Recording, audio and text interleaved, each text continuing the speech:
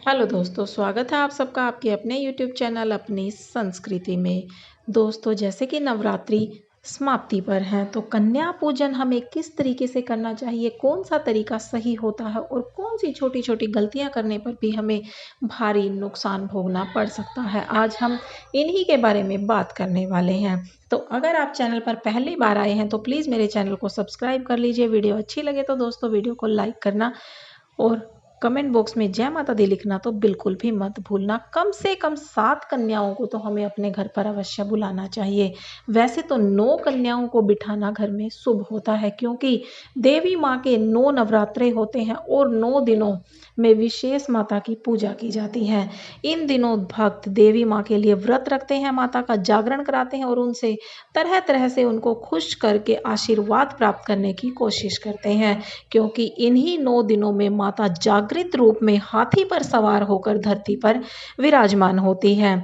तो इन दिनों में माँ को खुश करना बहुत ही आसान होता है और अंतिम 2 दिनों में अष्टमी और नवमी पर कन्या पूजन किया जाता है। कहीं कहीं पर सप्तमी में भी कन्या पूजन होता है। तो जो लोग ज़्यादा व्रत भी नहीं कर सकते, ज़्यादा पूजा भी नहीं कर सकते, अगर वो कन्या पूजन बहुत सही तरीके से भी करते हैं तो भी उनको माता का आशीर्वाद जरूर प्राप्त होता है, क्योंकि कन्या माता का ही रूप होती है। और कन्या पूजन के दौरान अष्टमी, नवमी और सप्तमी पर हमें कुछ बातों का ध्यान रखने की बहुत ही ज़्यादा ज़रूरत है।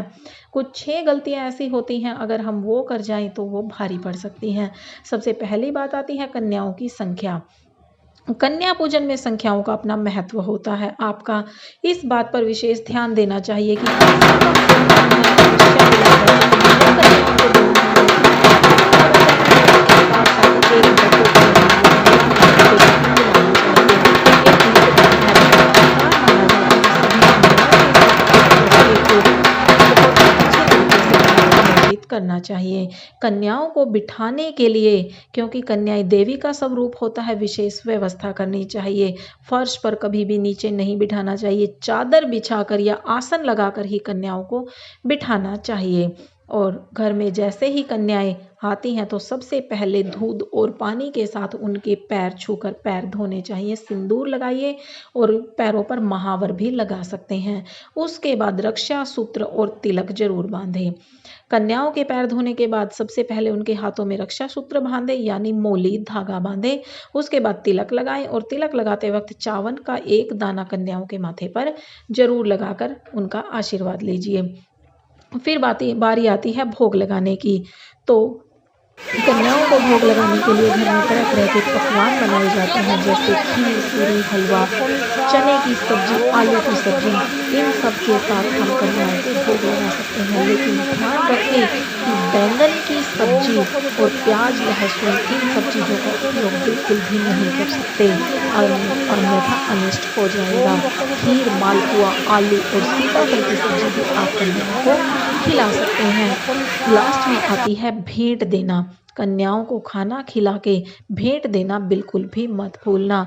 अपनी अपनी श्रद्धा से कन्याओं को पैसे देते हैं, गिफ्ट देते हैं। कोशिश करें कि आप 1 रुपये बढ़ा कर दें, जैसे 10 रुपये ना देकर उन्हें 11 रुपये दें, वो बहुत ही शुभ माना जाता है। लेकिन आजकल 1 रुपया ढूंढना बहुत ही मुश्किल हो जाता है, तो आप साथ में कोई ना कोई उपहार, उनके पढ़ाई लिखाई से जुड़ी चीज़ें, उनके बालों में लगाने की चीज़ें, चॉकलेट, कोई गेम, कुछ ऐसी चीज़ें जिनसे कन्याएं खुश हो जाएं, ऐसा गिफ्ट देकर उनको खुशी खुशी अपने घर से विदा करो।